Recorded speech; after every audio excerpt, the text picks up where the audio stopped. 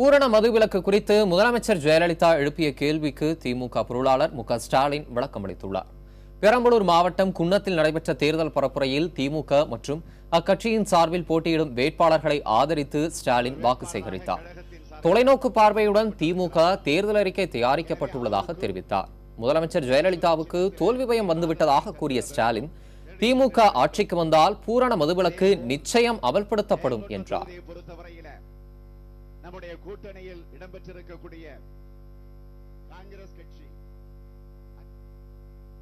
அவர்களே, மதுவிலக்குக்காக சட்டம் கொண்டு வரப்படும் என்றாலே அது பூரண மதுவிலக்கு என்றுதான் அர்த்தம்.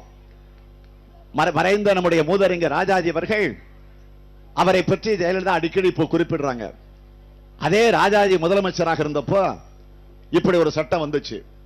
அப்ப அவர் கொண்டு வந்த சட்டம் என்ன தெரியுமா? தமிழ்நாடு ப்ரொவிஷன் ஆக்ட் 1937 என்றுதான் அப்பொழுது அந்த சட்டம். அதனுடைய தமிழாக்கம் என்ன? தமிழ்நாடு மதுவிலக்கு சட்டம் 1937. தமிழ்நாடு பூரண மதுவிலக்கு சட்டம் என்பது அல்ல. ஆகவே ஜெயலலிதா அவர்களே, நீங்கள் கவலைப்பட வேண்டாம். நீங்கள் சொல்வதற்காக சொல்லுகிறேன், மதுவிலக்கு என்றாலே பூரண மதுவிலக்கு தான். நான் உறுதியோடு சொல்லுகிறேன், திமுக ஆட்சி வந்ததற்கு பிறகு ஒரு சொட்டு மது கூட தமிழகத்திலே இருக்காது என்ற உறுதியை இந்த மேடையிலே நின்று கொண்டு நான் சொல்லுகிறேன்.